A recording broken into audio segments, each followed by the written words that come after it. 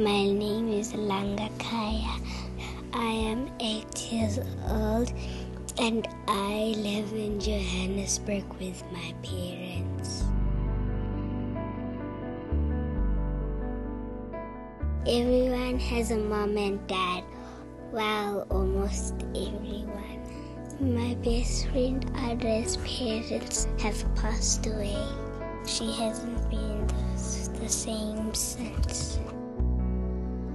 The other children tease and laugh at her all the time. I feel bad for her because she doesn't have anyone looking after her. I told my mom about her, but she says we can't help. This morning I decided to put myself in her shoes. I want to do everything for myself.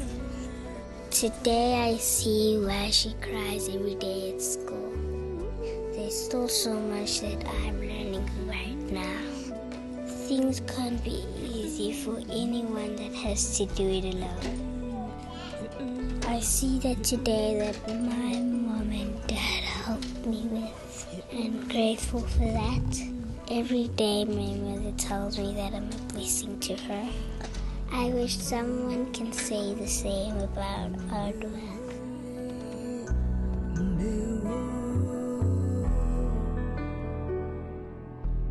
It was Margaret Mead who once said, "We should teach children how to think, not what to think." Now imagine the thought in a 15-year-old child or younger's mind when they're forced to assume the role of parent to their siblings, 3, 4, sometimes even more of them. Now this is a reality that a small but alarmingly increasing number of people in our society have to deal with on a day-to-day basis, our children. The last research done in child-headed households in South Africa was in 2008, and this stated that 0.67 households are child-headed in our country. The research also showed that child-headed households are not necessarily as a result of the parents dying from HIV or AIDS. In fact, in most cases, one or sometimes even both parents are still very much alive. So South Africa, what is the problem? Why are we leaving our children to fend for themselves? Will pinpointing the start of the problem help in solving it? Or should we altogether just do something to help fix this issue? Then again, how well equipped are we with the knowledge about this occurrence?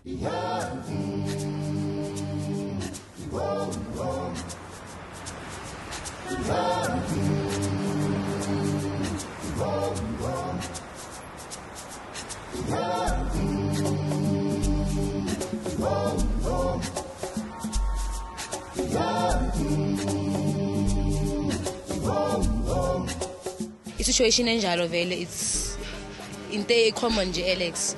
It's a common thing nje.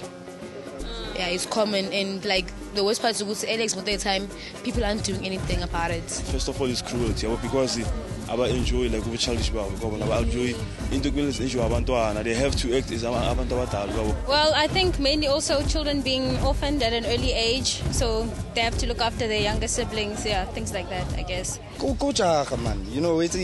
But most of the time they don't plan, and even through planning they don't really understand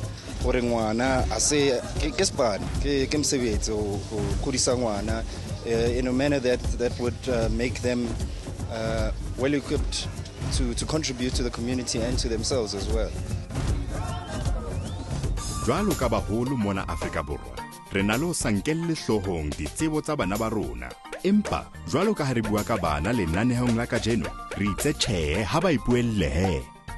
Batswadi ba re mathata a ba nang le ona le bana ba bona a bakwa ke ditokelo tse ba nang le tsona hona jwale. Empa Talk SA e kgethile bana ba tsebang ditokelo tsena hantle. Common but inaccurate assumptions around child-headed households abound.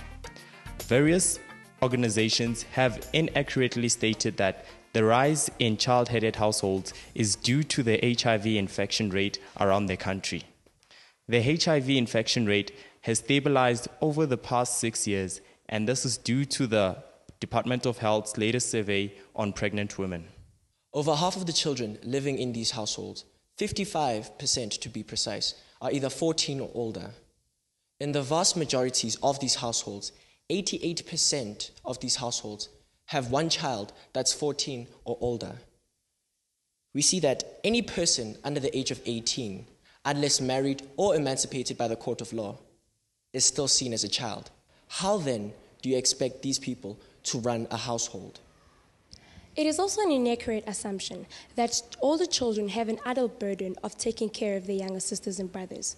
These children are forced to drop out of school for an effort to survive. Very few children in child-headed households are working for an income.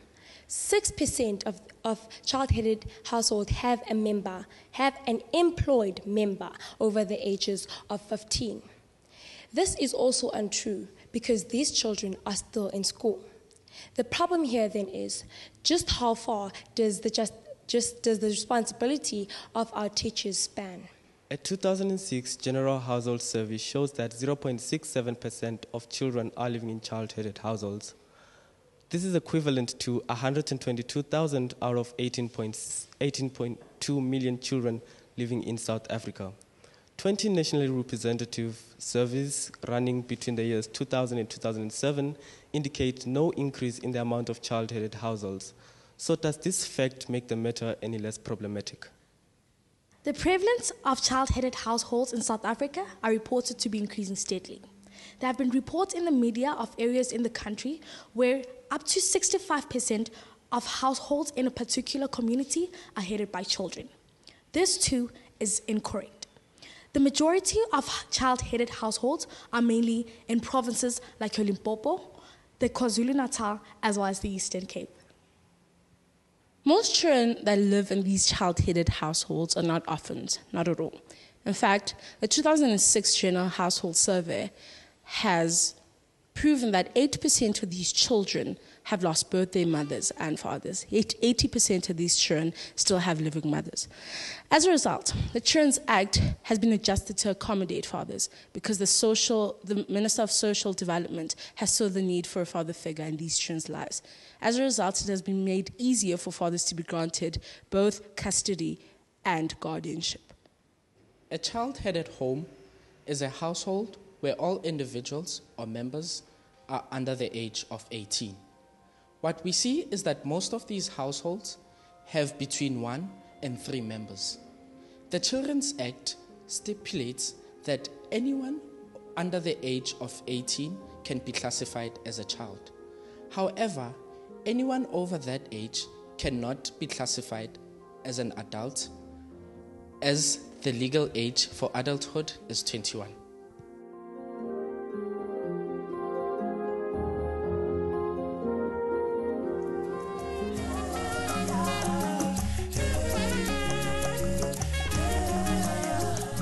Ha re khutla re bontsha hore ho bonolo ga kae ho kenya letsoho. Ho latelang aya o le tshwaretse dikuku, kofi le taba tse tjhesang. Welcome to the show, Billy Guy. Thank you very much. It's a pleasure being here. And we've also got Nabo Mashia.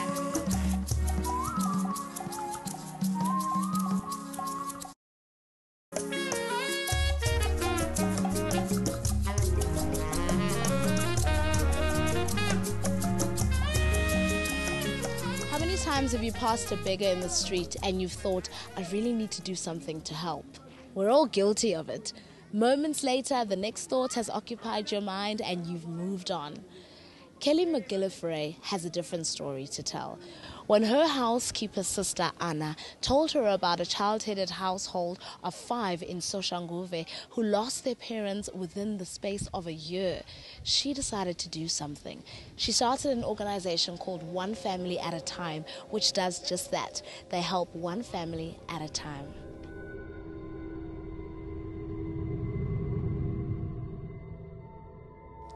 Bana ba ke itse batswadi ba bona ntse re ke bo makhelwane baka.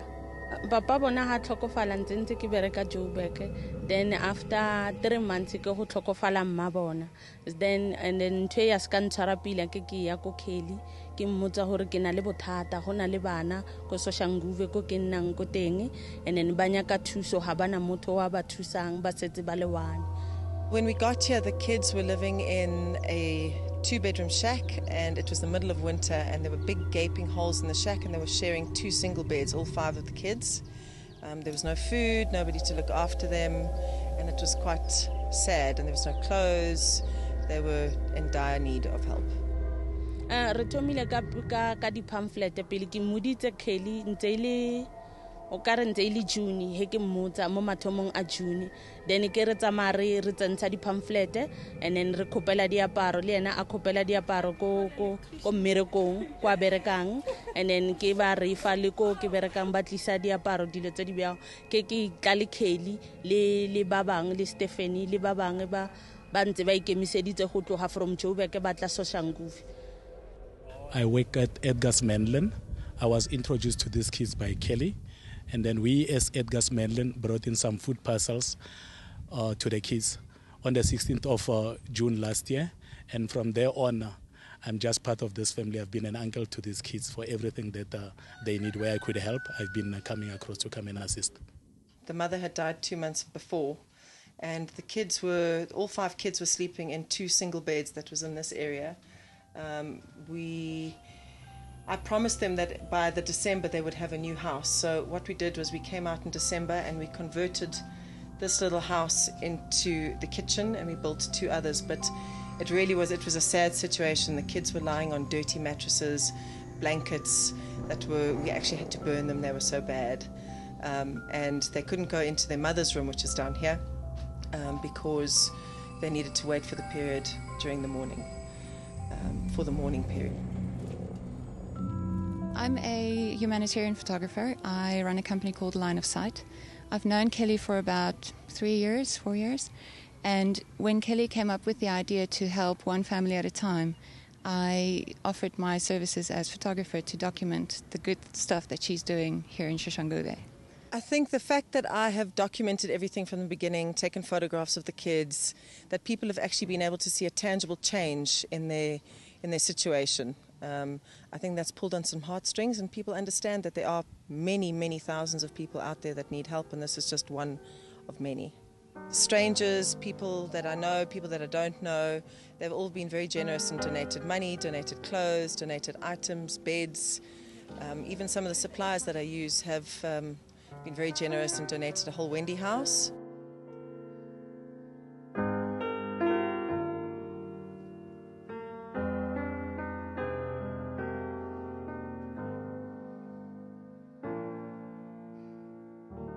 Seemo sa bona se tšhentšhitse thata ka ne gona bjanong ba tshwana le bana ba bangwe ba kgone go ja ka mokgwa bana ba bangwe tse ba ja ba kgone go apara go tshwana le bana ba bangwe ga e sa le bana ba ba utlwisang botlhoko ka re ba latlhegile gona bjanong ba kry-ile batswadi ba ba mpšha ba ba ka setswileng ba ba latlhile.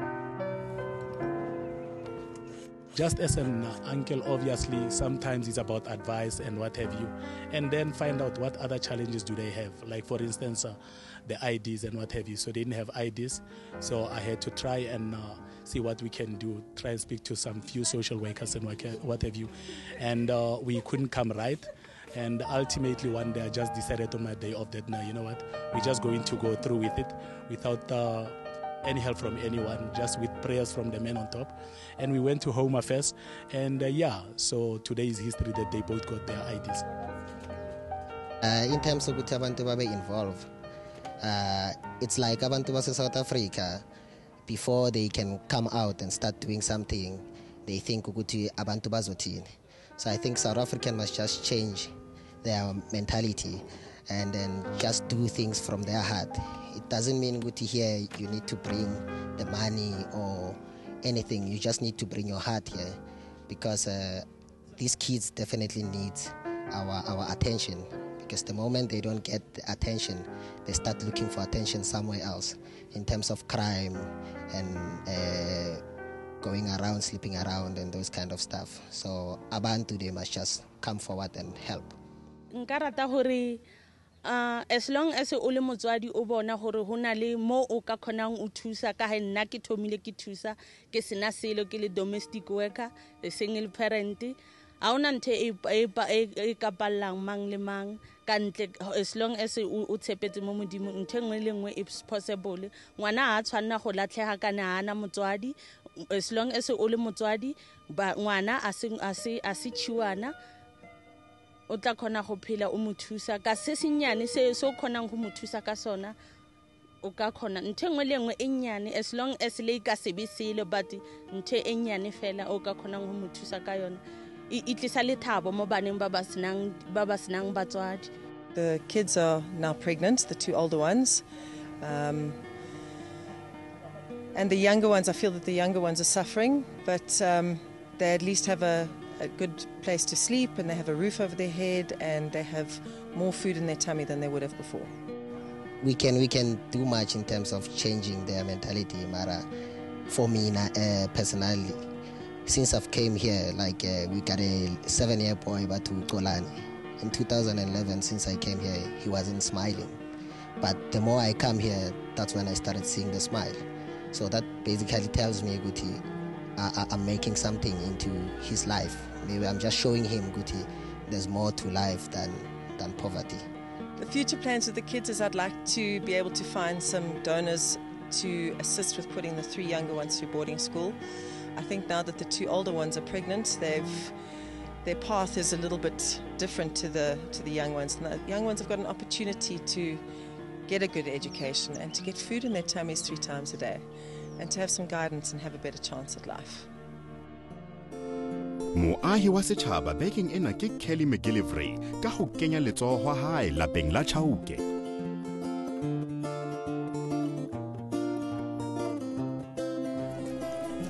Clothes, it's schooling, it's support, you know, churches, religion, you know. These are all the things that these kids are. Ha re khutla aya le bagotsi ba hae ba ishebisisa hantle taba ena. Secondly, it's also to play a role in supporting, not just pointing out. You know?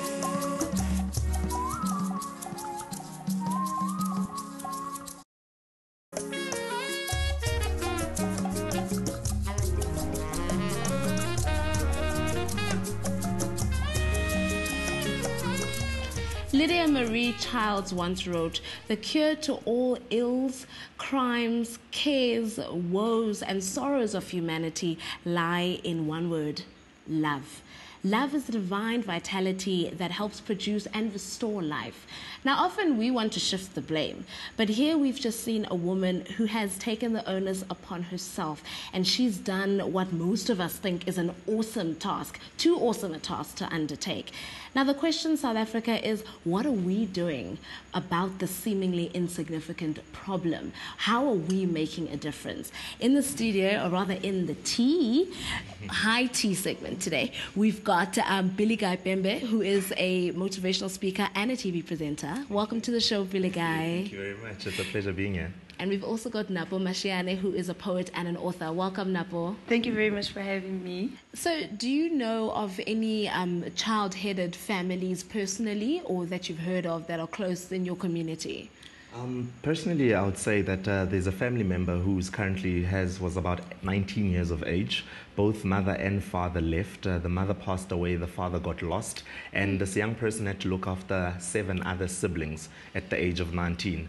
And I also work with a number of NGOs as well, where you find that there's a number of child-headed homes. The only unfortunate thing is that we do not know much about it, and communities aren't coming out to speak and say that our neighbor next door left, and it's only children who are there, so how can we devise a plan to assist them? But yes, the scourge is quite a lot of young people, and obviously this is due to HIV and AIDS and a number of other factors. Yeah. Do you know of anyone, Nabo? Well, unlike Billy Guy, I don't know anybody personally, but I've worked with a lot of organizations over the years through my work as a theater maker, as a writer, where we identify within communities child-headed homes and bring these kids in one space and take them through the process of using writing, poetry, theater, for them to find their own voices and to use it to express themselves. So I've been, close with those kind of kids, and have learned so much as well, being associated with,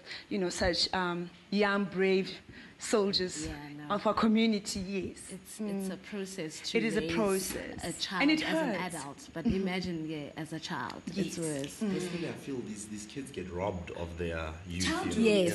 They don't get to play like other kids. You know, they live day to day trying to achieve dreams that they're not even sure that they're going to, really achieve them. But I think it's the strength and the hope and the light that they bring to their younger siblings that just makes you, as a member of community, to say, if this child is doing this, what am I doing with the little that I have that appears to be more than what they have? It's the knowledge of where help is, which a lot of people are missing. So you find that, yes, these children are there and perhaps there is a grant, but you find over and above a grant, there's institutions that can give bursaries to go to school, So it's not just food and living that's a necessity, but it's clothes, it's schooling, it's support, churches, religion, These are all the things that these kids are in need of. Ours, obviously, is to spread the plight of these kids first and foremost, but second, it's also to play a role in supporting, not just pointing out, Yes. And I'm glad you touched on that in terms of these support structures, because, for instance, you two have done work with child-headed households. You're doing work. You're trying to make a difference. But there's also Umama next door who's got her kids, and she's just like, there's an aunt who is, who's very close relative to those kids who could be doing more. And I think it's what you were saying, Billy Guy. It's not about money. It's about empowering this kid. It's about holding their hand and walking this journey of life with them and showing them the possibilities of things that they can achieve, where they can find help, where help is, but also allowing them to tell their own stories. We can talk here, we can discuss, we can do research, but these kids need to go out there and tell their own stories. So they need platforms to express themselves and to say, hi, my name is Napo Mashiani, and I'm taking care of my 6 siblings. And, not just the cause of why I found myself there, but this is where I need help, and I need you as the world, as the community, as a village, to hear my voice and help me. It's also just speaking about stories of hope, pointing out young people who have been disadvantaged by not having parents and who have come out of situations that actually made it. I was listening to radio not so long ago, and a lady actually called to say that they were raised by their 19-year-old brother, 3 girls. Wow. Now you can understand the challenges that are there.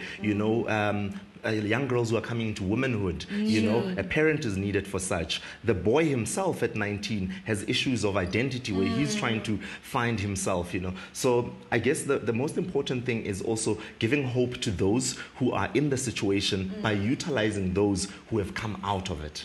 Exactly. And just also, I like the mindset of not necessarily relying on government and for us to do as community members and just dream. Dream. You can dream. Teaching our young ones to dream. Right. I even enjoy setting a challenge to people, because half the time you find that we'll speak about things, but soon after speaking about them, they end there. Nothing happens. So on this platform itself, I'd love to challenge people to say, wena wenzani ngomntwana oyaziyo ukuthi akanamzali. What are you doing? Okay, so South Africa, you've been challenged. Billy Guy and Napo are here in the kitchen, and they are making a difference when it comes to child-headed households. What are you doing? Let's all do something. There's never enough time to talk about any of the issues that we face as South Africans. So let's keep talking on the Facebook page, Talk SA, or follow me on Twitter at @IamBama. Until next week, bye-bye. Se lebale ho kopana le rona Facebookung, kapa re romelle maikutlo a lona ho 33120.